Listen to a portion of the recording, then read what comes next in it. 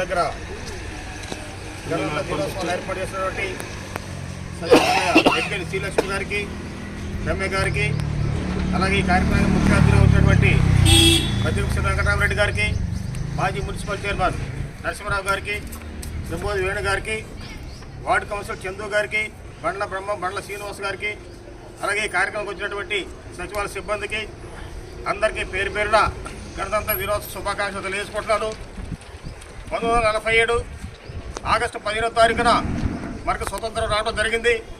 అప్పటి వరకు బ్రిటిష్ దొరల కబంధ హస్తాలు ఉన్న మన స్వేచ్ఛ స్వతంత్రాలని ఎంతోమంది మహానుభావులు ప్రాణ త్యాగాలు చేసి మనకు స్వేచ్ఛ స్వతంత్రాలను ప్రసాదించిన ఘనత మన పూర్వీకులది.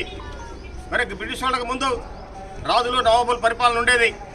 కానీ బ్రిటిష్ వాళ్ళ దొరల నుంచి మన స్వతంత్రం వచ్చిన తర్వాత మన భారతదేశాన్ని పరిపాలించడం కొరకు ప్రజలందరికీ సమాన హక్కులు, స్వేచ్ఛ స్వతంత్రాలు, ఆస్తి హక్కు, అన్ని హక్కులతో కూడిన ఒక మంచి రాజ్యాంగాన్ని నిర్మించాల్సిన అవసరం వచ్చింది.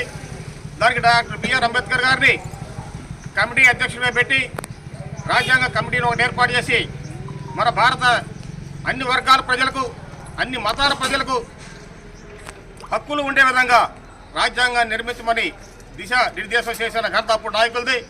మరి అందులో భాగంగానే మరి డాక్టర్ బిఆర్ అంబేద్కర్ గారి ఆధ్వర్యంలో ఆ రాజ్యాంగ నిర్మాణానికి 2 సంవత్సరాలు పట్టింది. ఆ తర్వాత 1950 జనవరి 26వ తారీఖు నుంచి డాక్టర్ బిఆర్ అంబేద్కర్ రాసినటువంటి రాజ్యాంగాన్ని అమలు చేస్తూ మన భారతదేశం ఎంతో అభివృద్ధి చెందింది. మరి బ్రిటిష్ దూరం నుంచి మన స్వతంత్రం వచ్చిన తర్వాత మన భారతదేశం శాస్త్ర సాంకేతిక రంగాల్లో కాదు, వ్యవసాయ రంగంలో కానీ, వైద్య రంగంలో కానీ, విద్యారంగంలో కానీ అన్ని రంగాల్లో కూడా ఎంతో అభివృద్ధి సాధించడం జరిగింది. కానీ ఈరోజు కూడా ఇంకా కొంత వెనుకబడతనం ఉంది, ఇంకా కొంత నిరుద్యోగ సమస్య, అలాగే మరి కొంత పేదరికంగా మన దేశంలో ఉంది. ఇది కూడా పూర్తిగా పోవాలంటే డాక్టర్ బిఆర్ అంబేద్కర్ గారు రచించిన రాజ్యాంగం ప్రకారం ఇంకా అభివృద్ధి ఫలాల్ని కింది స్థాయి ప్రజలకు కూడా అందించడానికి మనం కూడా మరి ప్రాణత్యాగం చేసిన స్వతంత్ర శ్రమయోధుల్ని గుర్తుంచుకొని వారు చేసిన త్యాగాలను కూడా రాబోయే భవిష్యత్ తరాలకి మన అందరం కూడా అందించాలని చెప్పుకోవడం ఈ సందర్భంగా నేను తెలియజేసుకుంటాను.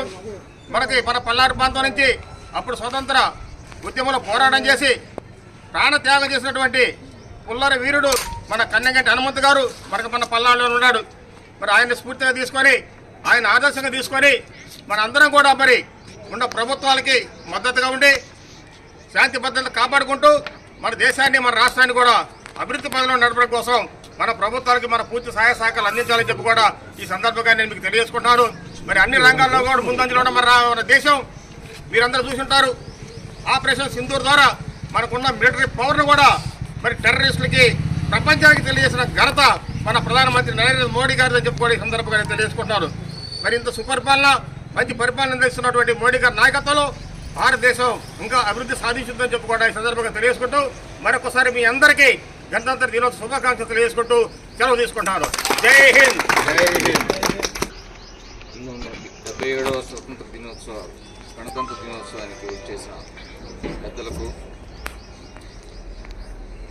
అధికారులకు ధన్యవాదాలు తెలుపుకుంటూ ఈ 77వ స్వతంత్ర గణతంత్ర దినోత్సవాన్ని మనకి 1950లో నిర్మితమైన రాజ్యాంగాన్ని మనకు అందించిన పెద్దలను గుర్తు చేసుకుంటూ ఇప్పుడు అదే రాజ్యాంగాన్ని అమలు చేస్తూ చిన్న చిన్న మార్పులతోటి మన మోడీ గారు ఎంతో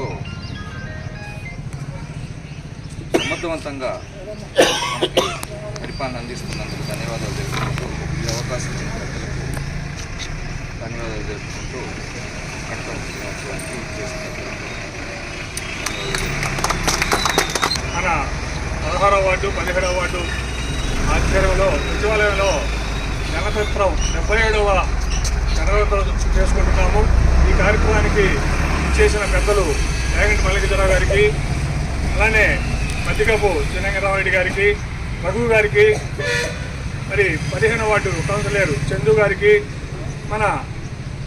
అలానే నరసరావు గారికి, బ్రహ్మం గారికి, బండ్ల శ్రీనివాసరావు గారికి, ఇంకొక నరసరావు గారికి, మా వేణు గారికి, ఇక్కడికి ఇచ్చేసిన అందరికి కూడా నాయకులకి కానీ అందరికీ, అలానే ఎడ్మీలకి, ఈ సంస్థకి అందరూ కూడా ప్రత్యేకమైన 77వ గణతంత్ర దినోత్సవ శుభాకాంక్షలు తెలుపుకుంటూ, మరి ఇది దేశం మొత్తం కూడా మరి చేసుకుంటున్న పండుగ ఇది. ఈ పండుగని దృష్టిలో పెట్టుకొని ఆ రోజు రాజ్యాంగాన్ని రాసిన అంబేద్కర్ గారిని మరి ఇంకా ప్రతిమ చాలామంది దాన్ని పూరించారు. దానికి అంబేద్కర్ వారిని మరి వివరించి చేసినందుకు వారికి మరికి ఇంత ప్రభుత్వానికి కూడా మరి ఇప్పుడు మోడీ గారు చాకచక్యంగా దేశాన్ని ముందుకు నడిపిస్తున్న మోడీ గారికి, అలానే మన ముఖ్యమంత్రి చంద్రబాబు గారికి, అలానే మన నియోజకవర్గ ఎమ్మెల్యే బ్రహ్మారెడ్డి గారికి అందరికి కూడా మరొకసారి 77వ గణతంత్ర దినోత్సవ సందర్భంగా శుభాకాంక్షలు తెలుపుకుంటూ ఈ అవకాశం ఇచ్చిన పెద్దలందరికీ ధన్యవాదాలు తెలుపుకుంటూ సెలవు తీసుకుంటున్నాను.